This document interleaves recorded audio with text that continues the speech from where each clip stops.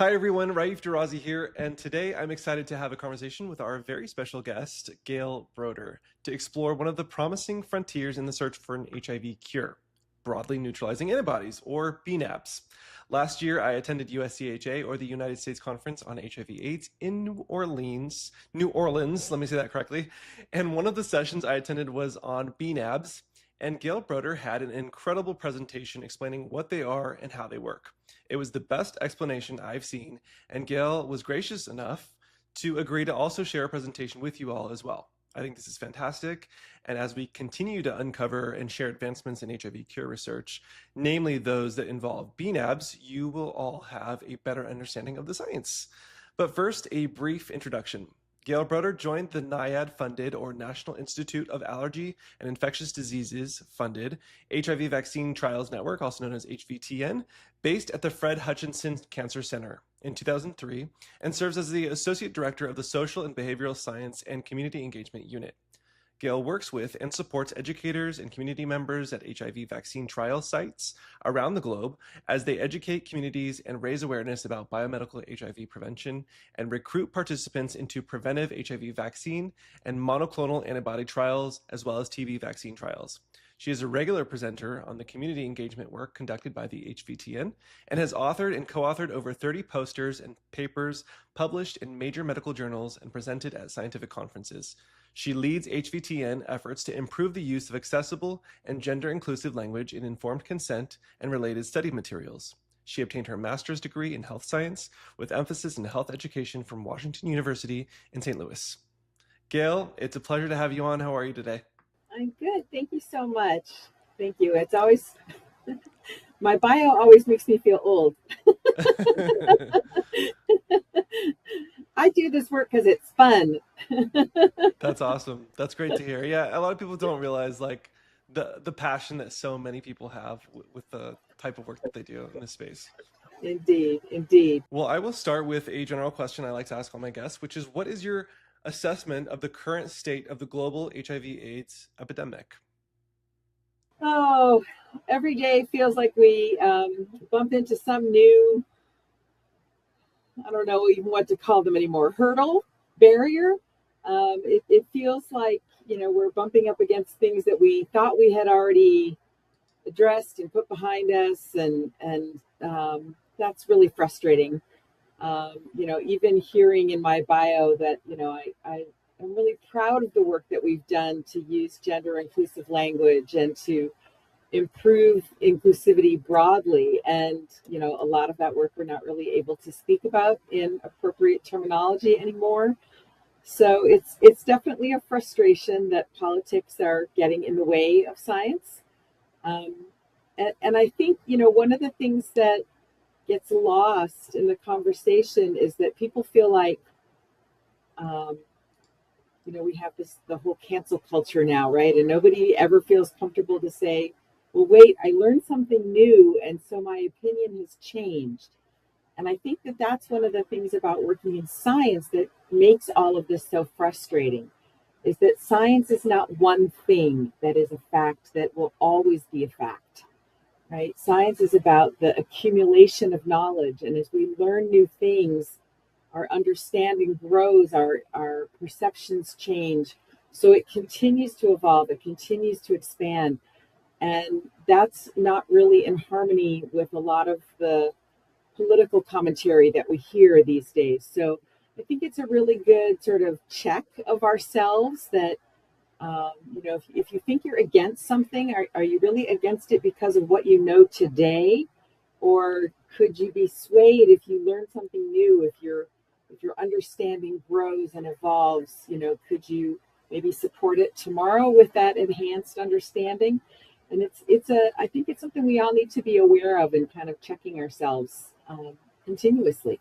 Yeah, I think that's something a lot of people can relate to. It's easy to also kind of have a bias on who is saying what, and to if it's someone you don't like or typically don't agree with, to automatically not even consider what they're saying. So I've noted with myself, I had to be like, wait, hold on, let me think about this objectively. Just because they're right about most things, I mean, wrong about most things doesn't mean that they're wrong about everything. So Right. Yes, thank you for that excellent take on where we're at with HIV. I couldn't agree more.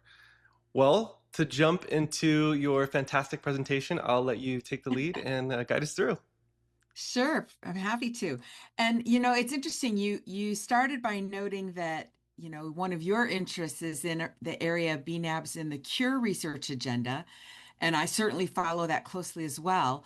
The work that I'm going to be talking about today is actually in the prevention research agenda, but one of the things that's so amazing is that what we learn in one domain informs the other. And so I think we're in a place of scientific discovery and learning right now where every new thing that we gain in our understanding about these antibodies is informing both prevention science and treatment slash cure science, where it's a period of just incredible growth and kind of an exploding amount of new knowledge. So I don't want to take away from either domain because it feels like we're really kind of learning all the things all the time at this point, and it's exciting.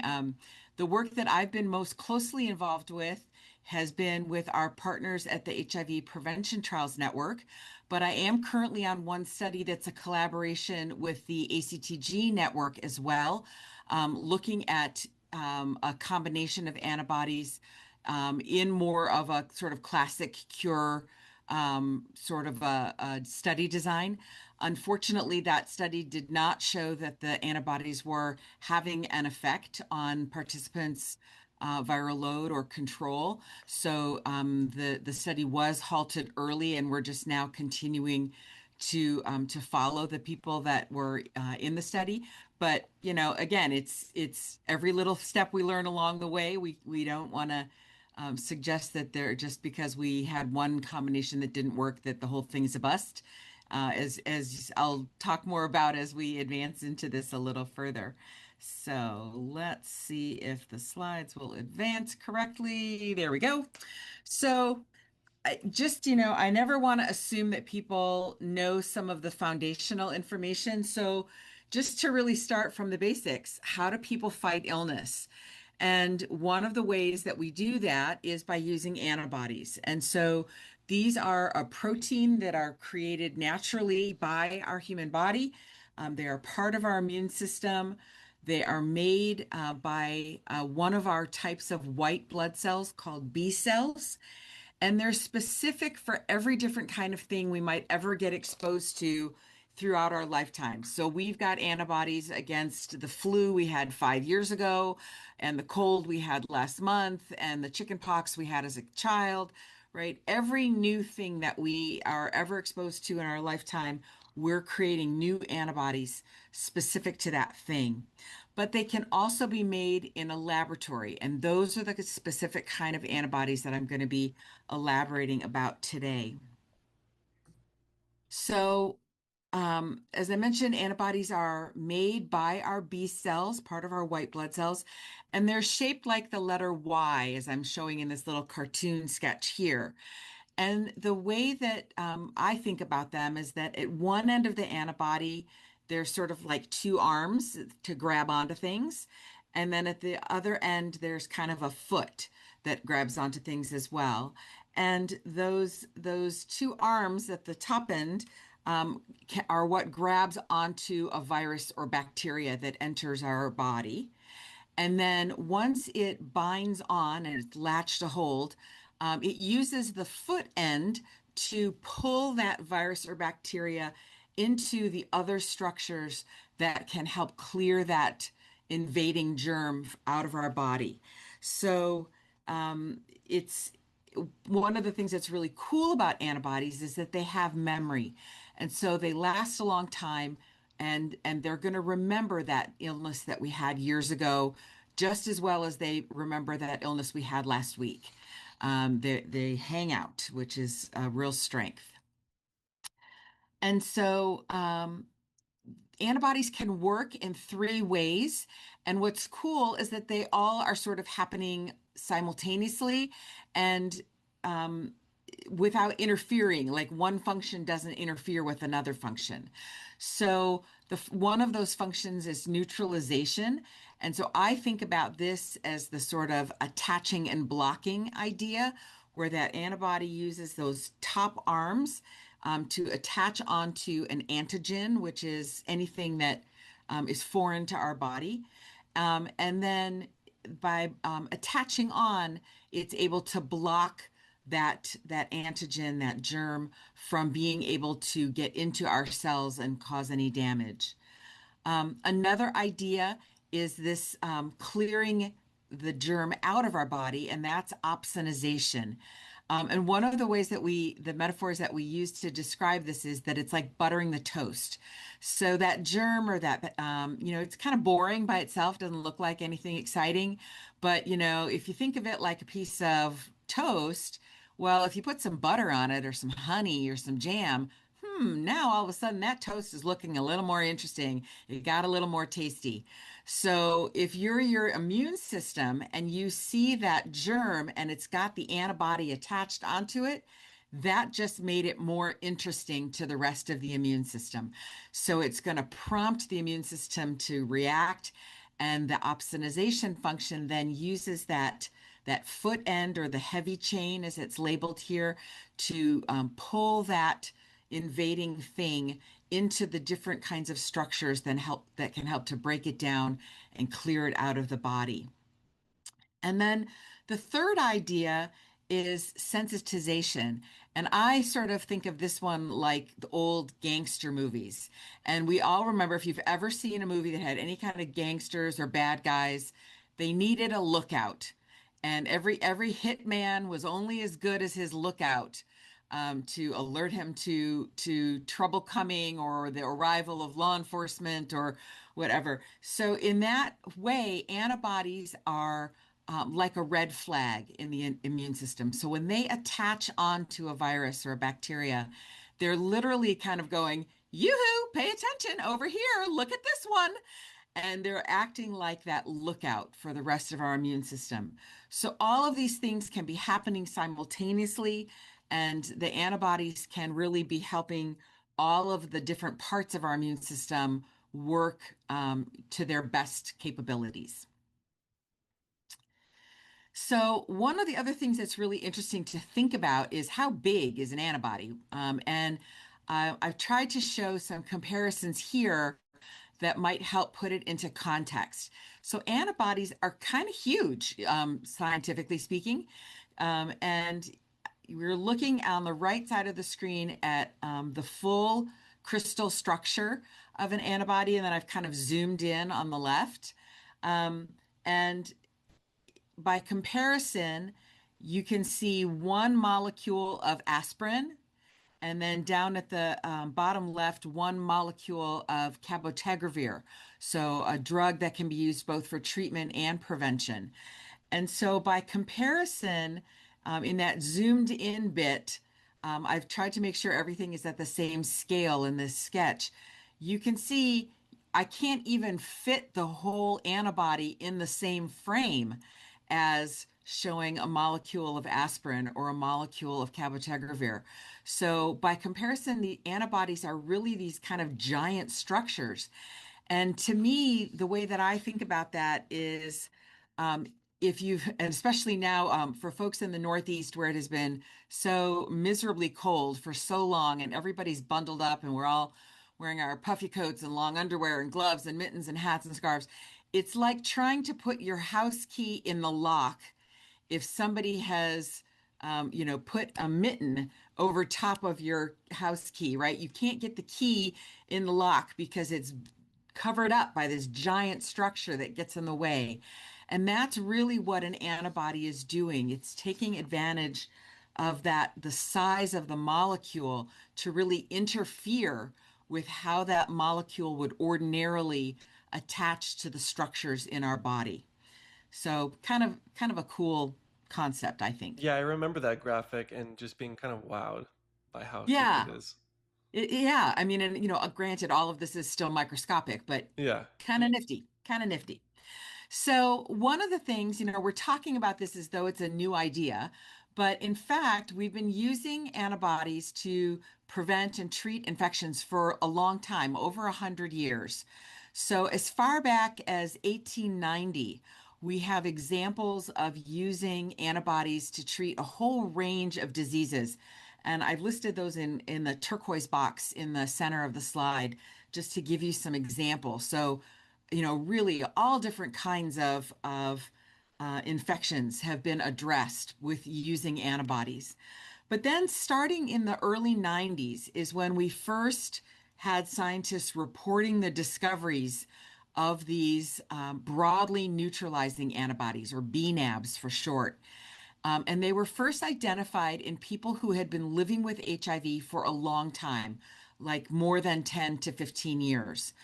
And as time has advanced and as research has advanced, we saw in 2013 the Vaccine Research Center, the VRC, which is part of the National Institute of Allergy and Infectious Disease at the National Institutes of Health. The VRC launched its first studies of antibodies against HIV. So these were studies funded through the NIH, funded by American taxpayers, who fund this work.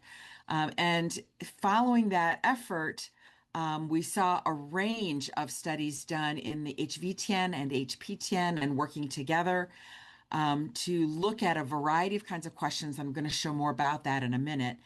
And then the big discovery was the AMP studies, and I'll talk more about them as well. But the AMP studies were the first efficacy trials looking at a single bnAb. And they taught us some really important lessons. And then coming forward into more recent memory, we've also looked at antibodies in the COVID era. And so we saw antibodies used against SARS-CoV-2 to treat and minimize the harm of having COVID-19.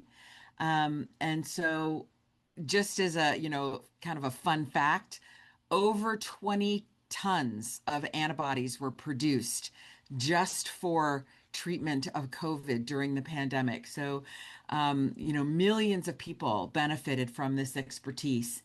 And now we're advancing and really starting to apply the lessons learned from the AMP studies, that we need to use combinations of antibodies and not just a single one. And so I'll be saying a little bit more about that as we continue. One other thing I wanted to mention. You've probably been seeing antibodies in TV commercials for different medications, and you just didn't realize that's what they were talking about. So, kind of a fun thing to listen for the next time drug commercials come on in whatever TV show you might be watching. If you are hearing a commercial for Skyrizi, the generic name is risankizumab. That's used to treat psoriasis. There's Dupixent, or the generic name Dupilumab, which is for a bunch of different allergic conditions and asthma. Kesimpta for multiple sclerosis. Opdivo for several different kinds of cancer. Keytruda, also used for several kinds of cancer. And if you wait till the end of the commercial where they show the generic name of the medication, look to see if it ends with the letters MAB. So something, something, something MAB. And though that stands for a monoclonal antibody, which means it's a laboratory manufactured antibody.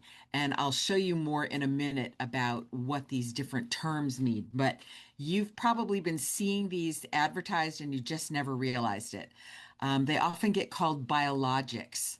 So trying to figure out how to refer to them with a term that's like different from language that we use around like taking pills or getting shots. So they've been dubbed a biologic because they are a natural, biologically occurring thing.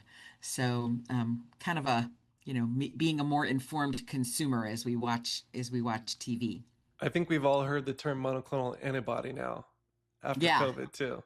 Yeah, it's getting a little more airplay.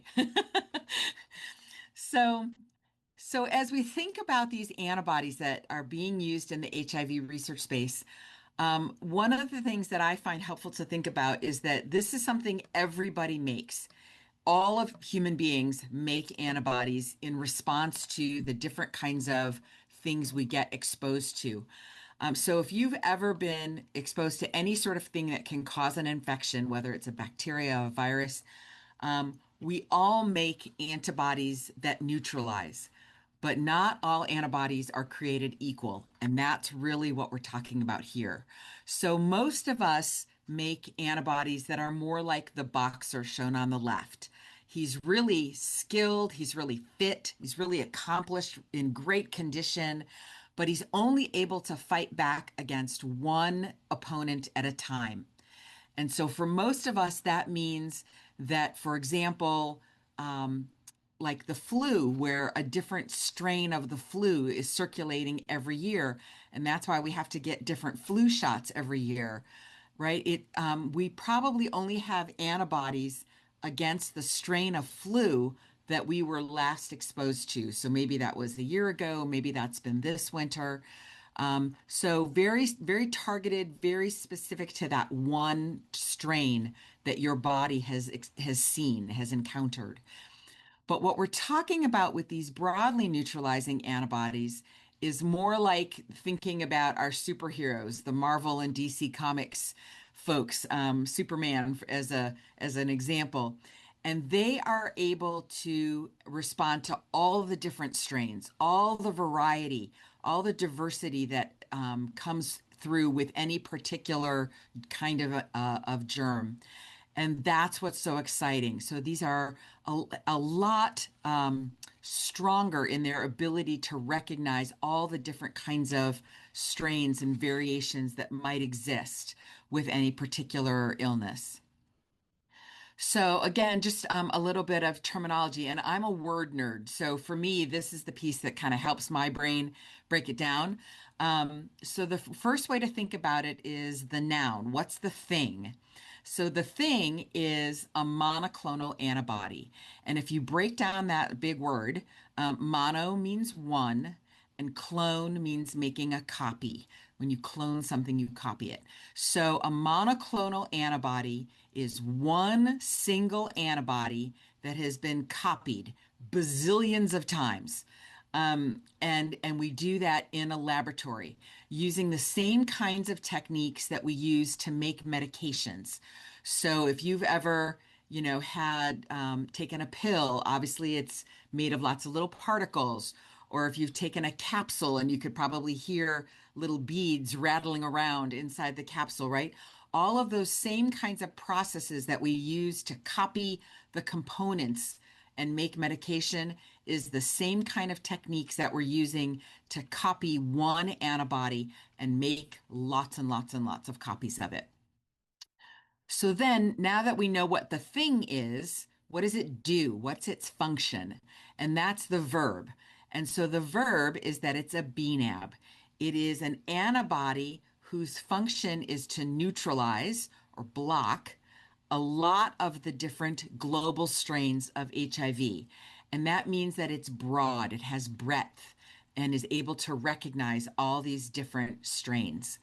So why do we think that's important for HIV research, whether it's prevention or cure research that we're speaking of? And it's important because HIV is super duper diverse. We have different strains of HIV that circulate in all different corners of the world. And this is a map from the WHO that helps to show just what that diversity looks like. And the size of the circle tells you how much HIV is circulating. And then the different colors represent the different strains that are circulating. So for example, in Southern Africa, the biggest circle, that is the area of the world where HIV is circulating the most. It is the most prevalent. And we can see that it is mostly this sort of teal blue color, which represents clade C. Similarly, if we look at South America, the Caribbean, and then kind of the upper left with the North America and also Western and Central Europe, we see a lot of that light green. That's clade B. So we can see that clade B is predominant in that region, but there's also lots of other little colors in that pie chart. So there are more strains circulating, but clade B is the dominant one in those parts of the world. And again, you can look at any other part of the map. Asia, we see a lot more of the reds. So, different strains circulating there. All of this becomes important because as you think about people, we don't all just stay in one place. And I always like to joke, maybe you're fortunate enough you get to go to some other part of the world and have really hot vacation sex. So you might be exposed to a different strain of HIV than what circulated in the place in the world where you live. And so this idea of being able to treat HIV or prevent HIV that can recognize all these different strains really just speaks to the reality of our human experience, right? That we move around, we interact with different kinds of people. We don't just stay in one place. So it's really important to be able to address all the parts of the world. Another way to think about this diversity, and this slide, I know it looks a little funky at the moment, but I'm gonna expand it. I remember this one. This one's cool too. So this is looking at some other diseases by comparison. And one of the ways that we map the diversity of a particular virus is by using these phylogenetic trees. And so this little thing that looks kind of like a squiggle here is the diversity of influenza. And 0.1 is the scale at which this tree has been drawn. So it's just kind of telling us the size scale. So what I see when I look at that little squiggle is that all of the lines are pretty short and they're all located really close together. So the tree hasn't spread out very much. And so what that tells you is that the diversity of influenza around the world is actually not so diverse, right? It has stayed pretty close to the original virus. And even though that data is old, this goes back some years. So, if I were to try to update this for the current numbers, the same kind of parallels would exist. It was just, I happened to find this comparison in a paper that happens to use some old data. But if we now expand this idea, so we're just looking at global influenza, and now we're looking at HIV just in one person. Same scale, still 0.1. And we've got the squiggle, the tree for this one looks pretty similar, right? So lines are pretty short. Lines are all pretty close together. So how interesting. Is this diversity that we're seeing in a person living with HIV the result of mutations that are happening when they're not suppressed? Exactly. So the way that HIV makes copies of itself within one human being and continues to mutate, and you're exactly right, before they have suppressed the virus, before antiretroviral therapy has done what it is so good at doing. But how interesting that, when you kind of compare the size of these two trees, we can compare global influenza to one person with HIV and have trees that are pretty similar in size and scale, right? So now if I go one better, here's the tree for HIV in one country, the Democratic Republic of Congo. And look how that tree has grown. Lines are longer, it's spreading out more. And again, we've gone from global diversity to one person's diversity to one country's diversity. I can't even imagine what the tree would look like if we tried to map the global diversity. But what I do know is that it's a tree that's too big to fit on a slide. I couldn't do it at the same scale and have it be a comparison that would be realistic. So you have to use your imagination a little bit. But what this really tells us about HIV is kind of why we're here some 40 plus years after HIV was discovered, and why are we still having these conversations, right? And it's because HIV is more diverse than anything else we're dealing with. And we just, the biggest battle in front of us is a scientific one to try to figure out how do we address this diversity. And that's precisely why these antibodies are so exciting, because they do fight back and recognize all of these different global strains of HIV. So to me, these maps kind of help underscore kind of the scope of the problem that we're fighting. And the bnAbs, the fact that they recognize all of this breadth is what makes them such an exciting opportunity to really figure out what can we do with this new tool. Yeah, when you think about the way that we're always playing catch up with the Yeah, flu vaccine every year and how every tiny year. that looks in Yeah. comparison. You're exactly right, right? And I mean, if we even think back in the COVID epidemic, we had to get different vaccines every time a new wave came along, right? We all got our original vaccination, and then the Delta wave came along, we needed a booster. Oh, the Gamma wave came along, we needed a booster, right? And that's kind of similar to how we are with flu, needing to get a new shot every year. So it's something really interesting to kind of make that comparison and think about what does that diversity look like. So let me circle back now a little bit to the AMP studies that I mentioned a minute ago.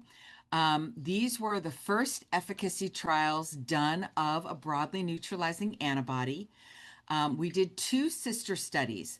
One was done in the North and South America and Europe among men who have sex with men and transgender people who have sex with men. And the second study was done in several countries in Southern Africa, enrolling women who were having sex with men. Um, and we found the same results in both studies. So it didn't matter what your sex or gender identity was, the results were similar across the board. So that's an important lesson. Um, Part of what was really exciting about these studies was just the size and scale of them. So we were working across the two trials in a total of 11 countries, 46 clinics participating overall. We delivered over 182 pounds of antibodies. Um, so that equates to over 140,000 little glass vials of liquid. So just when you start thinking about the logistics of study implementation and having to ship all this stuff all around the world, that's the kind, that's important, and it helps understand why research is expensive.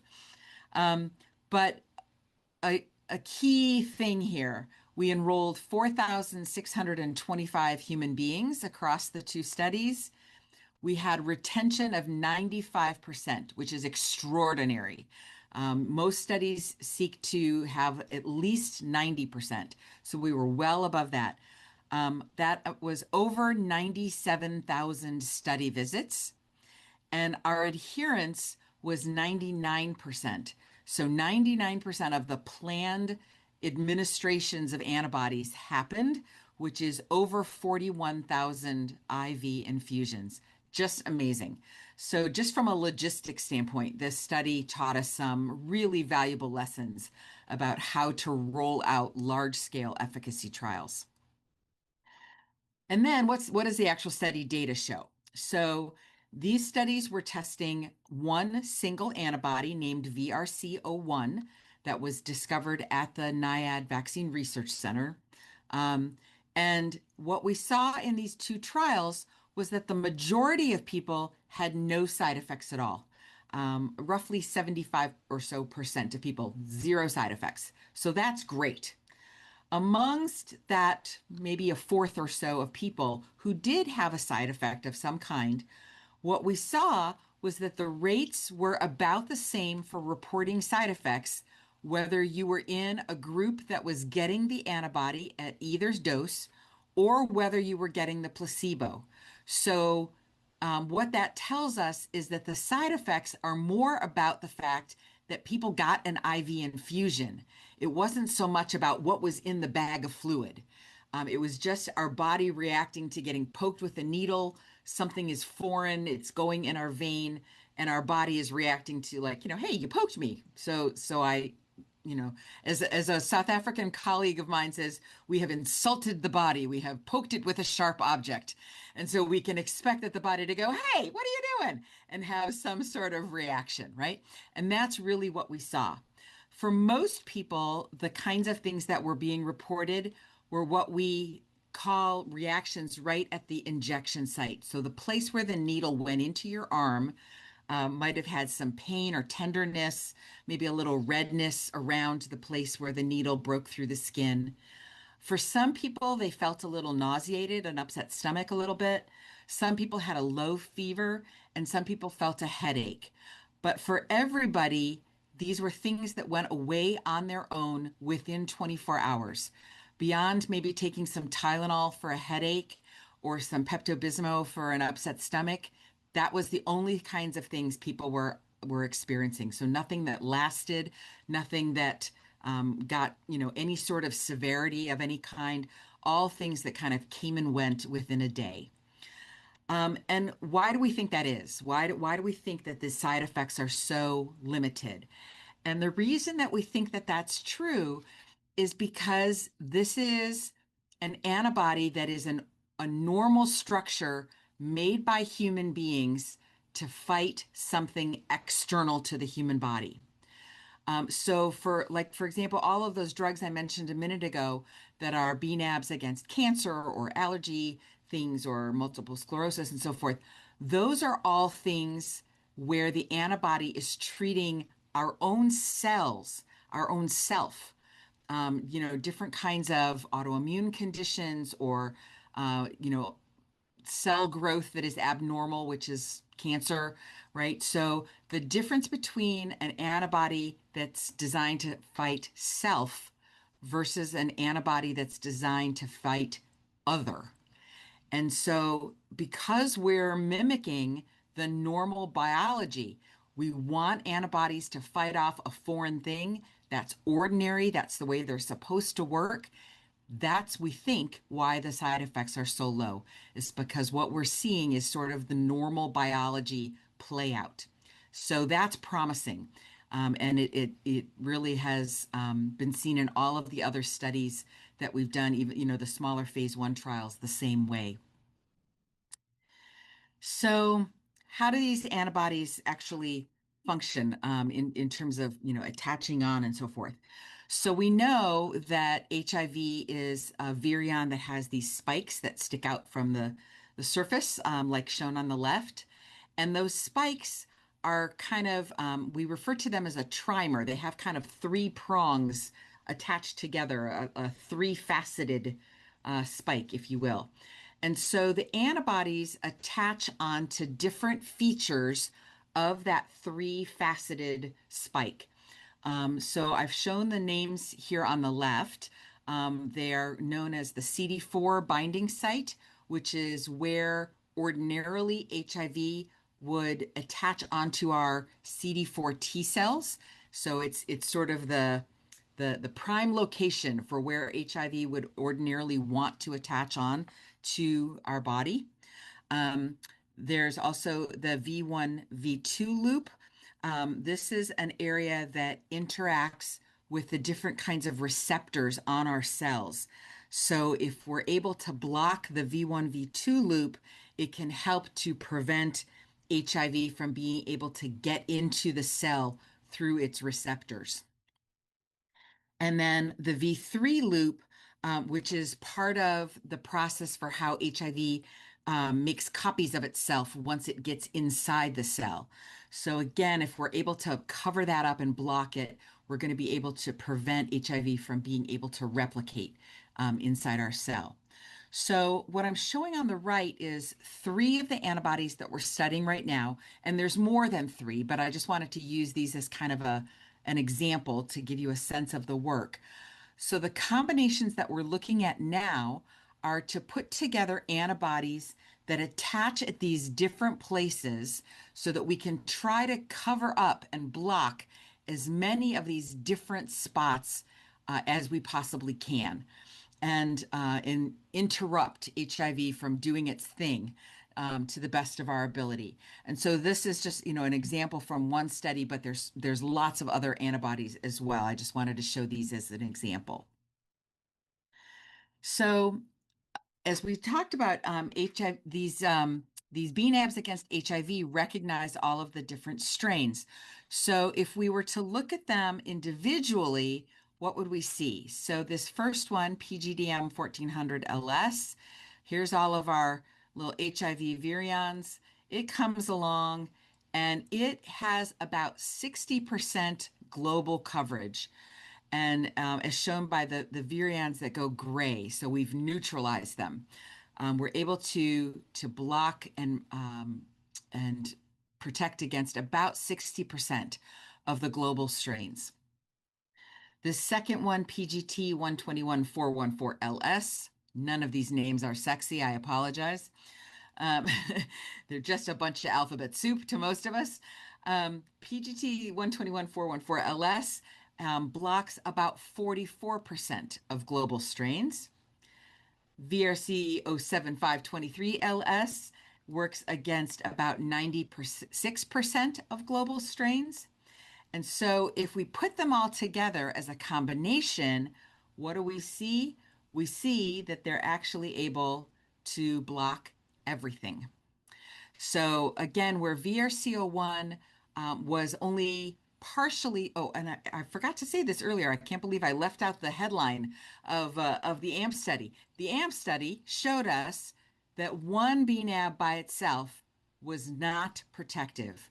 The AMP studies asked a very sort of simplistic question because it was the first trial looking at this.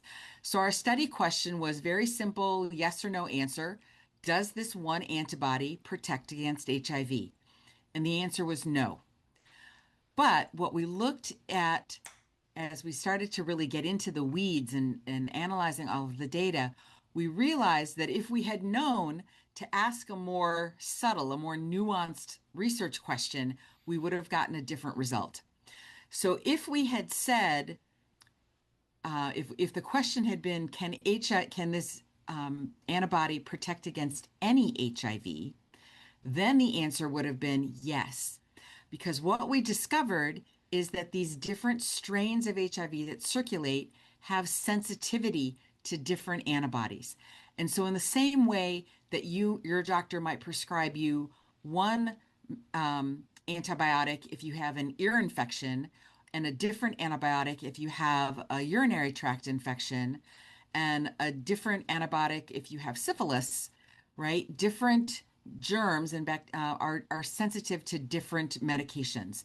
And in the same way, HIV is, each different strain is sensitive to different antibodies. I can't believe I forgot to report the top result. So that's why we're now looking at these combinations, because one antibody couldn't do it by itself, but maybe if we put together a combination of antibodies, we can cover these sensitivities and really kind of take advantage of the collective power, so to speak. So another way to show these, and I really like this way of showing the sensitivity. This is just a way of depicting the data that makes sense in my mind. Everybody's got their preferences. This is called a heat map. And so the darker the shade of red means more neutralization is happening. And as you go to the cooler colors, the orange and the yellow, less neutralization is happening. And when you get all the way to blue, the coolest color, that means that there's 25% or less neutralization happening. So next to nothing that would be meaningful in terms of protecting a person. So if we look at each antibody individually, and we've compared them against clade B strains and clade C strains, this line of colored bars represents 200 different strains of HIV within each clade. And we can see every single one of these antibodies had some number of strains in either clade B or clade C or both where it was not going to work, right? And we can see, some have more blue than others, right? So the sensitivities come into play. But when we put the combination together and we test it against those same 200 virus panels for both clade B and clade C, look what happens. No blue. So there's still a little bit of the sort of yellow gold. So there are some strains where there's less coverage, but there's also strains where we've got this darker burgundy where we've got the most coverage. And so to me, that's a really useful way of thinking about why do we want to look at these combinations. And it's really because when we test them as a combo, we get the sum is greater than the parts. And we really can compensate for any shortcoming that any one antibody might have by using the combination of antibodies. So a couple different ways you can think about it. I hope the different depictions are useful. So I know for a lot of people, many of us are, especially as adult learners, we like visual aids. We are visual people in contemporary life. So we put together a little animation to show how the bnAbs work.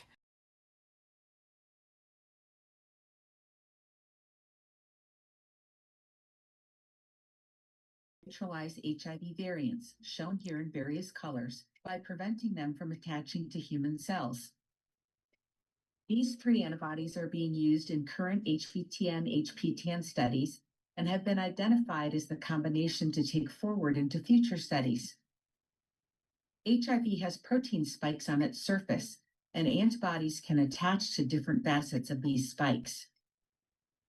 Antibodies move around in the bloodstream, attach to HIV, and neutralize it, as shown here when the virion turns gray.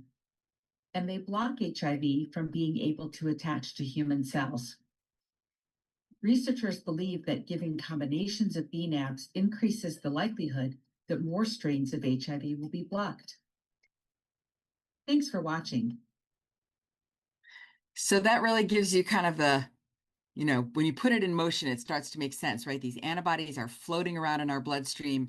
They're going to see HIV if we're ever exposed to it when it enters the body.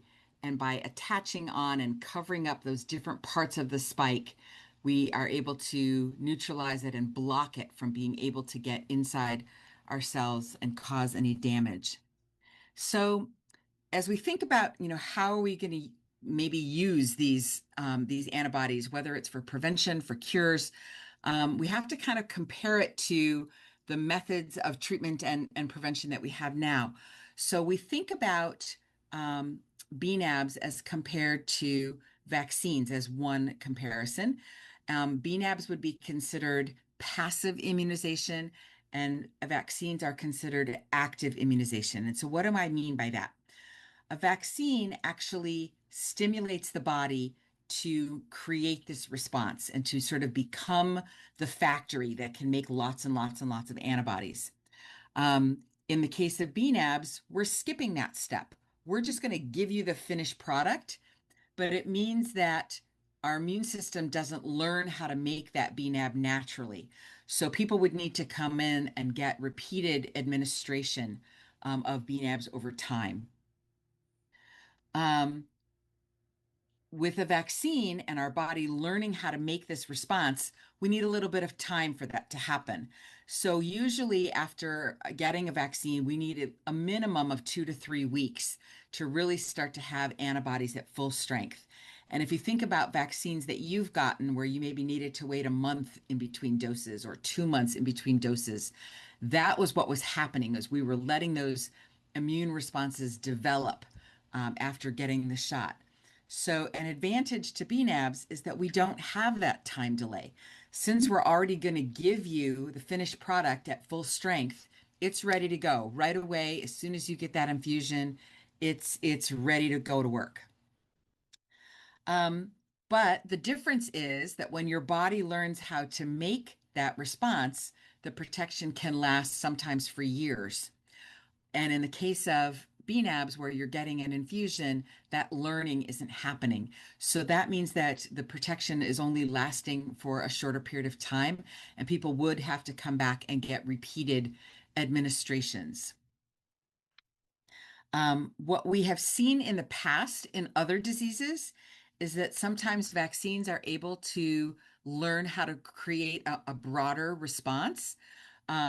We don't know about that for HIV yet because we don't have an effective HIV vaccine yet. But we think that with the bnAbs, what the data is showing us so far is that it looks like an infusion every 6 months is as a realistic thing to think about. So that would be comparable to the new drug for PrEP, lenacapavir, that is given as an every 6 month injection. Another way that we can think about this is kind of the big picture. Again, we don't have a vaccine available yet. So if we're able to find a combo of bnAbs that is effective, that could give us another new prevention tool to use now, in the lead up to hopefully one day having a vaccine. Another kind of comparison from a cost perspective is that the dose that you use in a vaccine is comparatively quite small, but the dose in these bnAbs is comparatively quite large. So that's going to play into the cost of being able to use this treatment. And for a lot of people, that's a very real consideration. People all over the world, access is one of the things that we pay the most attention to, and often are the most frustrated by, because there are real costs of doing the research. And the companies that do the research are entitled to make some kind of profit. We just hope that they'll be willing to make a smaller profit to not take advantage of the people that need to use the medications. So, we have to kind of balance all of these factors. At the moment, what we're doing in vaccine research is actually building on our understanding that we're gaining about bnAbs. If we know that bnAbs are the goal that we're trying to achieve, now we can start to sort of work backwards and figure out how do we make a vaccine that will teach your body to make bnAbs. So all of this is benefiting the big picture of prevention research, even as we're just moving along in these sort of incremental steps. But we also see that bnAbs could potentially become another way of delivering PrEP. So as we have the different injectable PrEPs, as we have two different medications for oral PrEP, Descovy and Truvada, this could potentially be yet another way to deliver PrEP. So that's exciting as well. So how do we give these antibodies? In the efficacy study, the AMP studies, we gave them as an IV infusion. And most of us, even if you've never had an IV infusion yourself, you've probably seen one on some medical TV show. You see a bag of liquid that's hanging on a stand, and the tube is attached to a needle. The needle gets placed in your vein in your arm, and it's held in place usually with some tape. And the liquid then flows from the bag into your arm. What you can see in several of these pictures is that there's a pump, and that controls how fast the liquid flows. And so one of the really common things that people experience as that IV gets started is people often comment that it feels very cold. And it's because the bag of liquid is probably at room temperature, which is cooler than your body's temperature. So it can often feel really chilly. And if people experience any discomfort, one of the ways that we can control for that is to slow down the flow. So that it's not kind of, it's like, chugging a glass of ice water versus drinking in small sips. So that's one of the things that we are able to do. So for most people, this is a pretty relaxed experience. You're sitting in a comfy chair, you're wearing your own clothes. You don't have to be in a hospital gown. You don't have to be in a hospital bed. It's just this needle in your forearm. And I would say most of the time, this administration happens between 15 and 30 minutes. So, you can be looking at your email, you could be streaming a video, you can be doing other things as you're sitting there with your arm comfortably supported on an armrest. What we're also starting to do now, I just mentioned this, that we're doing these discovery studies. Actually, you know what? Hang on. Before I move on to this, I want to back up a second. because one of the things that we're doing in some of the newer small studies is looking at other methods of administration. Um, and actually a study that should be opening probably in the next month or so. We're going to look at two other methods of administration. One is subcutaneous injections. So subcutaneous, it's given underneath the skin instead of into a vein, and it's given as a shot rather than as an infusion. If you know anybody that's using the GLP-1 medications for diabetes and weight loss, like Ozempic or Mounjaro, Wegovy, those are given as subcutaneous injections. Why does that matter? It's something you can give to yourself. You don't need a clinician to administer that using that technology. So that would be a real advantage if we're able to find that giving the antibodies through that mechanism works just as well. That would be great for sort of public health rollout, because now you're not taking up time of, clinics and public health staff who are overburdened everywhere in the world. So, the idea that you could give it to yourself would be a real advantage. We're also looking at giving it as an intramuscular injection. So a shot in a muscle, which is how most vaccines are given, usually in the big muscles, like in the deltoid of your upper arm, the quadricep in your thigh, the gluteal muscles in your butt, those big muscles that you can really, if you kind of clutch your upper arm, you can feel that big muscle. So we're going to look at that as well. And again, we have to compare how does the body absorb the antibody? Does the location that we're giving it in the part of the body, does that matter? Is it important that it goes straight into the bloodstream in an IV versus having to be absorbed in the muscle or absorbed underneath our skin in the fatty tissue? All of those questions come into play. Studies are going to be how we find those answers. But there's some, kind of interesting ideas here for thinking about how these could be administered, because that has a big, as we think about implementation science, how would we actually roll out this effective product? The way that it's administered will really say a lot and help us think about the best way to roll these out to the public in the future. Okay, so I mentioned this a minute ago that we're now really using what we're learning to inform vaccine science as well, and kind of trying to reverse engineer the product. So knowing that most of us make those sort of ordinary antibodies that only can fight back against one strain and don't do that very well where HIV is concerned, what we're trying to look at now is, once we can identify the right combination of antibodies, how can we get a vaccine to make us produce that outcome? And so we're trying to do the studies now to help us understand how do we move stepwise and get us to that point. So every new thing that we're learning about these antibodies is helping us advance vaccine science as well. So that's kind of exciting. I mentioned that we've also been doing a bunch of smaller studies, and in these smaller studies, we've looked at a bunch of different kinds of research questions. So across the top columns, I've mentioned 6 different studies that have happened. The 3 in light blue were only looking at an individual antibody, and the 3 in darker blue have been combinations of 2 or 3 antibodies. And the combination on the far right is the one that I showed in the example earlier.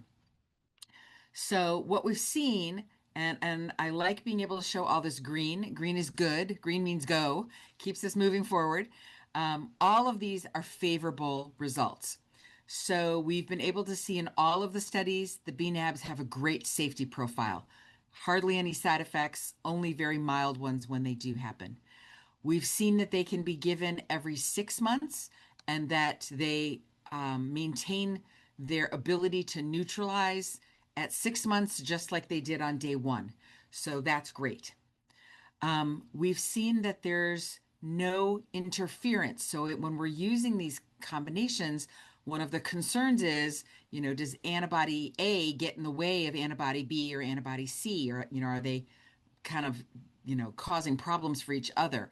and we're not seeing that at all. So that's great news.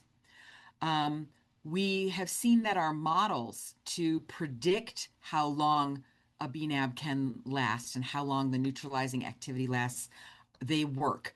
Our ability to create these models and predict accurately have been good. So that's great because it means we can use those predictions to save us time as we plan studies going forward. We've seen that the neutralizing activity is consistent for 6 months.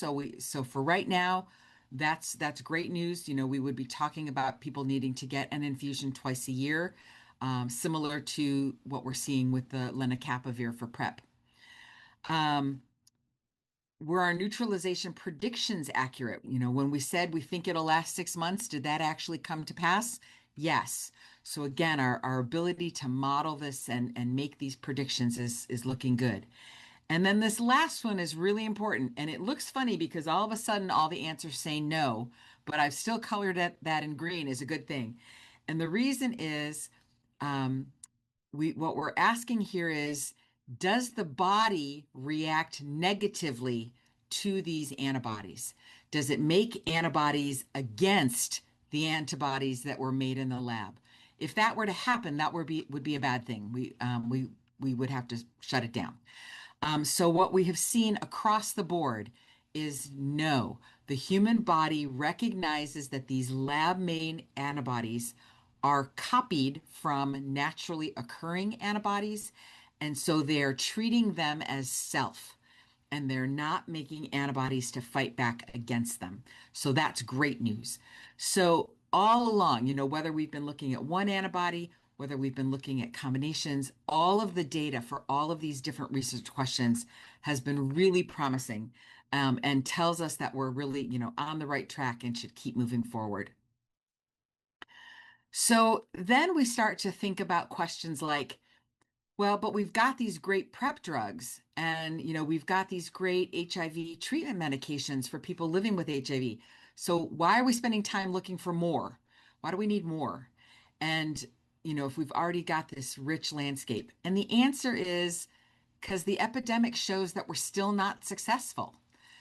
Even with great treatment medications, even with lots of different PrEP options, both injectables, vaginal rings, oral medications, we're still not hitting our targets. We're still not reaching all the people that we need to reach because the rate of new cases of HIV continues. So that's telling us that no matter how good we think we've got it, with lots of great medications and lots of great prevention tools, we're still not serving the needs of all the people everywhere. So that's what motivates us to keep hunting. And so it brings us to kind of thinking about how do we envision, you know, when we talk about implementation science, how do we think about implementing bnAbs and where would they fit in this landscape?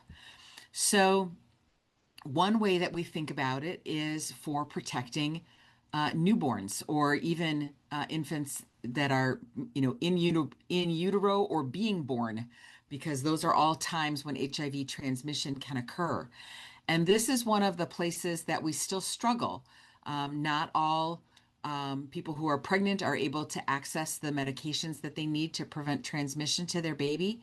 So this would, and then even if they did get the medication, they may want to breastfeed, and they may not want to have to be limited to bottle feeding. So if we were able to administer bnAbs to a newborn infant or, you know, as a small baby during the time when breastfeeding is happening, maybe that would give that parent more options for how to have a healthy child and address this concern if that parent is living with HIV. We also think about the reality that some people may want to use injectable PrEP, and over time, their circumstances may change, and they decide that it's time to stop using injectable PrEP and use some other prevention tool, whatever their choice might be. But when that happens, we give the injectable PrEP on a schedule. Cabotegravir is given every 2 months, lenacapavir is given every 6 months. And we know that that's because the amount of drug in the body starts to diminish over time.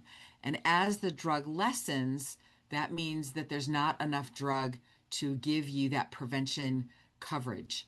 So if you're somebody who's been on an injectable PrEP and you've changed your mind about what you want to do for prevention, it's important to think about how do you ensure that you're protected as that drug is waning, so that instead of getting your next dose, you could now switch to a different prevention tool.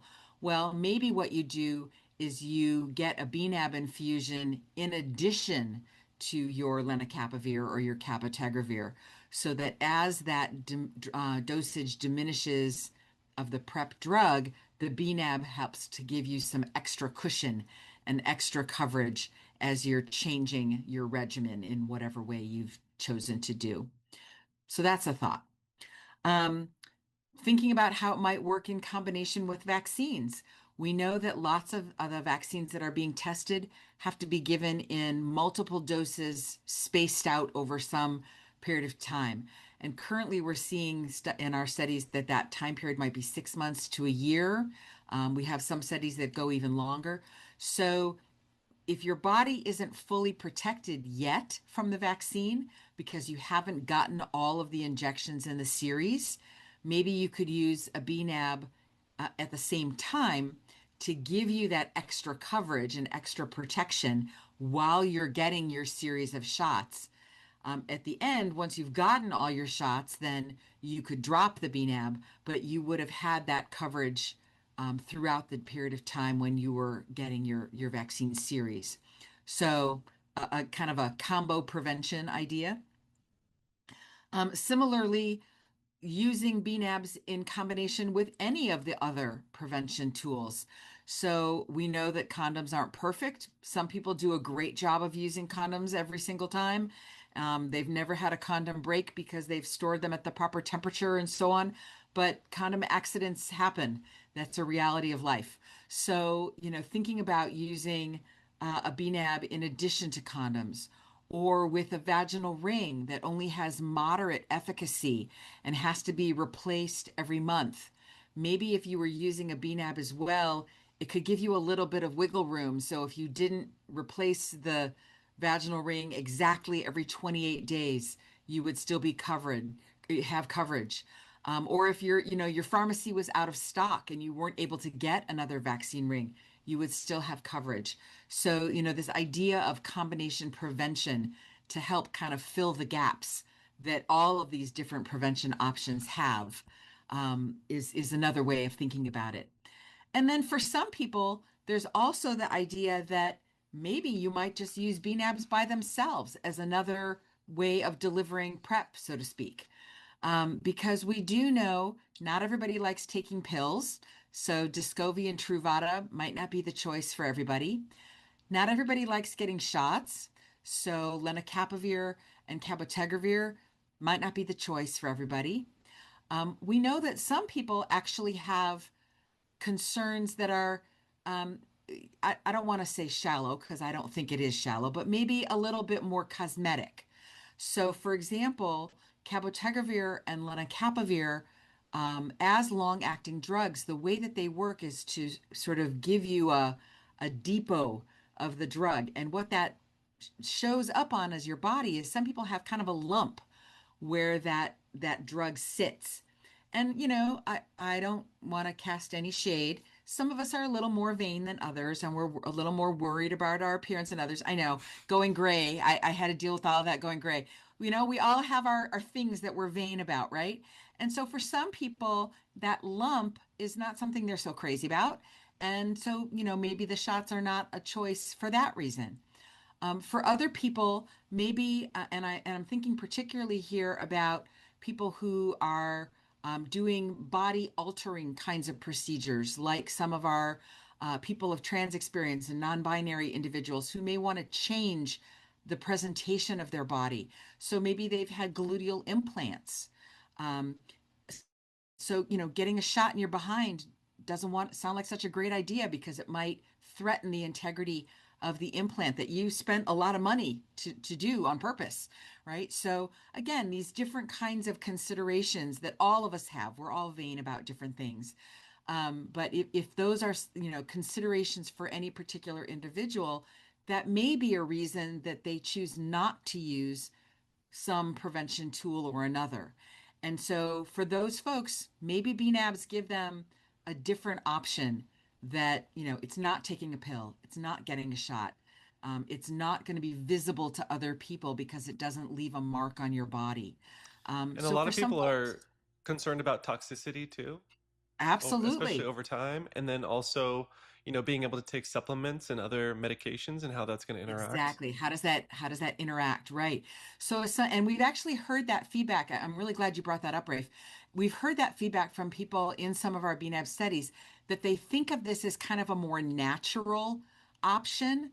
If you're somebody who likes to use more of an Eastern medicine, holistic health kind of approach to your healthcare, something that is natural, like an antibody, may feel more in keeping with your own values about healthcare.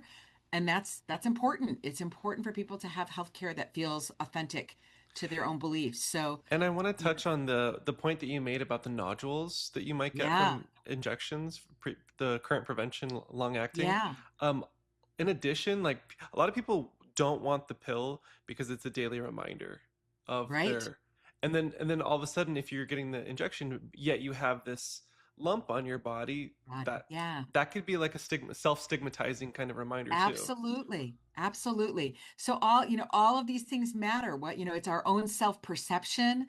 It's how others may see our body and perceive us, or cast judgment about us, right? All of that matters, whether we're doing it to ourselves or whether others are doing it to us. And and again, I'm not casting any judgment on anyone. These things are important. Whatever those beliefs we have about ourselves are, or how we feel about how others may view us, that's important. And if we're able to give people another prevention option that's a little more invisible, or if it becomes part of a cure, treatment option, right? And it's a little more invisible because, getting that IV or getting that shot isn't noticeable to others. So much the better, right? We've given people another choice that they can consider and decide what is most important to them and what's most in keeping with their own values about their healthcare and what matters to them. So all super important choices. Another way that I like to think about this is an analogy that we often make with prevention by comparing to the birth control and contraception lessons of the past. And if you think back to like the 1950s and 60s, when contraception was really starting to be talked about, even if it was talked about in whispers and, kind of soft voices behind closed doors, it wasn't a real public conversation yet back then. Um, as we've gained additional methods of contraception and family planning, we've learned that when you give people who are able to become pregnant more choices for how they control their fertility, we increase the likelihood that they will find a choice that suits their own needs. So whether that's something that, and it's a very similar kind of conversation to what we're just saying about HIV prevention. So whether you are somebody who's good at taking a pill every day, whether you're somebody who would rather use something that you just use every time you have sex and you don't have to necessarily think about it every day, whether you have something that is implantable, or long acting, and you can think about it less often, great. Whether it's something that's more quote unquote permanent or truly long acting. So, in the case of contraception, that would be vasectomy or tubal ligation. In the case of HIV prevention, that would be vaccination that typically lasts for a year or more. We have some vaccines that you only have to get every 10 years, like tetanus. So, these truly long acting options, right? The comparisons are really apt. And we're not showing every single option for HIV prevention. We're not showing every single birth control choice here, but the idea that giving people more choices increases the chances that they're going to find a tool that suits their need, whatever that need might be. And it could be needs that we haven't mentioned yet, like cost, or do I need a prescription to get it? Or does it smell nice? Does it going to make me feel tingly inside? Right? All of those things matter to people. So if we can increase these different choices and help people find something that really meets their particular concerns, that's going to be good for everybody. So, the way forward is really to continue to build on these lessons from the AMP study. That gave us the building blocks to know that it can work. And now we know that one antibody by itself isn't enough. So we are building on that, looking at combinations. We're continuing this idea that we need to have potent coverage and broad coverage. So looking at these combinations that give us protection against the greatest number of strains with the greatest strength. And then, really thinking about this, we want all the superheroes, whether you're a Marvel fan or a DC Comics fan, all the superheroes matter. So we want to really look at having these combinations that can give us the best effect.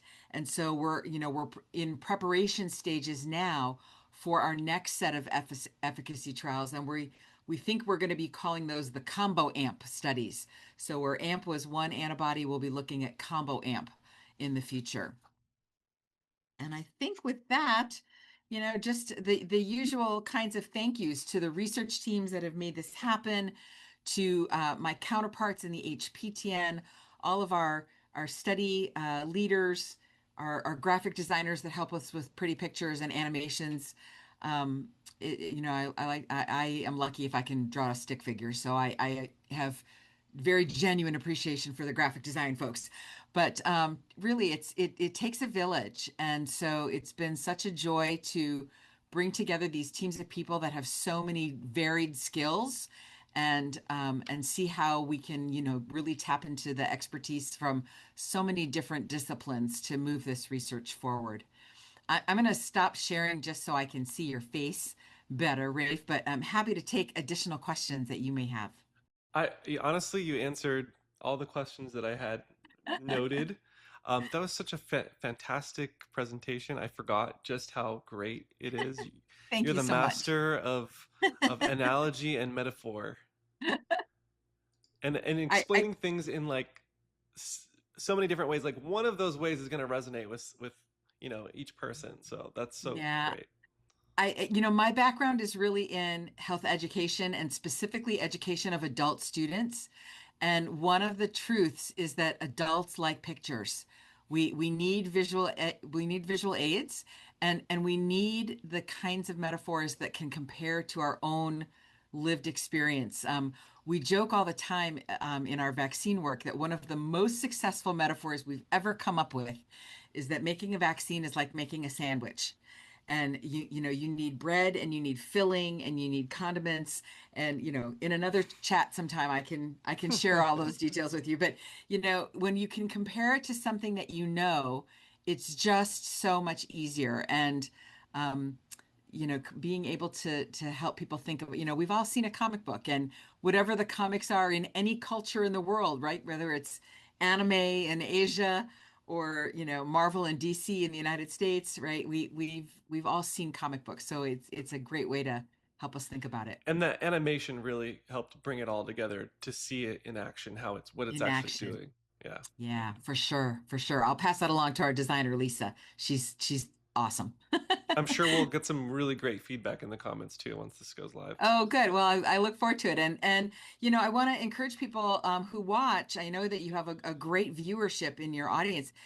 If people have questions, if I'll certainly be kind of keeping an eye on the comments going forward as well. But if you see a question come through and I miss responding, please ping me. I'll be happy to follow up with folks and answer comments and questions that come through. Very cool. Yeah, and I would love to have you back on at some point to talk. Anytime. To kind of like drill down on something and learn a little bit more about you as well. Sure. I would love that. I was, I just had a funny sort of full circle moment this morning. I'm on a new protocol team for a tuberculosis vaccine, and the team doing the work happens to be from the university where I first served as a community advisory board member, and how I first engaged in this work and got to know the people at the HVTN, and who ultimately said, would you apply for this job and come work with us? So I was, on the phone with these researchers, and I was like, I know all of you. This is That's great. very cool. So Yeah, here I and am. that was my introduction to the research world too, is just joining a community advisory board. Absolutely. And, I truly, to your viewing audience, if you think to yourself, I don't know if I want to join a study, and that's a perfectly valid perspective. Being a research participant is not necessarily something for everybody. Um, but if you have opinions about science, if this is interesting to you, a community advisory board is a great place where you can make a difference. And research sites all around the world have community advisory boards. They go by different names in different places, but some sort of advisory panel, advisory committee, advisory group are great places where we need to hear from the listening public, right? Because there's no point in creating products that people don't want to use. And so if we don't hear those perspectives of people with lived experience, whether they're living with HIV, whether they're not living with HIV and seek to prevent it, right? We have to create products that are going to work in real people's real lives. And joining a community advisory board and giving feedback to the research teams, it's vital. I can't underscore that enough. It's so important to hear from people who might be the end users of these products. And so if I could, people walk away with one thing from today's talk, think about joining a community advisory group because you could really do a huge amount of good. Do you have any advice on how someone can go about finding one? Sure. Well, the NIH research networks are a great starting place because we require every clinical site to have an advisory board as a condition of receiving their NIH funding. Cool. So if you go to the HVTN, the HPTN, the ACTG, which researches HIV treatments, and the Impact Network is the fourth one. They are looking at HIV treatments for parents, adolescents, and children, excuse me, and infants. Kind of the age spectrum. They all four research networks. If you go to any of our websites and look at where our clinical trial sites are located, if you see a site near you, they will have a community advisory board, and you could reach out to that clinical trial site and get more information about the specific CAB at that location. That's great. Thank you very much for that. That applies internationally as well. That's not just a US thing. So Okay. all four of the networks work in other countries as well. So if you see that there's the country where you happen to be located, you can check if that's a place near you. And I'll have those 4 websites in the description box below this Awesome. video. Well, is there anything else you'd like to say or share before we hop off? Just thank you for having me. It was so nice to meet you at the conference last year. We all thought we were a little crazy going to that conference. If you remember, there was um, a rather large storm headed to New Orleans. My first hurricane. We were in a hurricane, and all of us were going, wait a minute, I'm getting on an airplane and I'm flying into a hurricane on purpose. Yeah. So our audiences were a little smaller than they might have been otherwise. So it was really lovely to meet you there and to have a live audience at the conference. And I really appreciate your very kind words about me. It's genuinely appreciated, and I'm really tickled to bring this to your viewership, and happy to come back anytime. Just holler. And it's really great to do this because I go to these conferences and I always think, God, like the things that are presented at these conferences are so fascinating and so educational, and by and large 99+% of the population doesn't have access to this. Doesn't get to go. For you to give like a sneak peek of like the kinds of presentations that go on is just really great. So thank you for that. Well, I'll give you a little quick shout out. So coming up this summer is the big AIDS 2026 conference, or some people know it as the International AIDS Conference. It happens every 2 years, hosted by the International AIDS Society.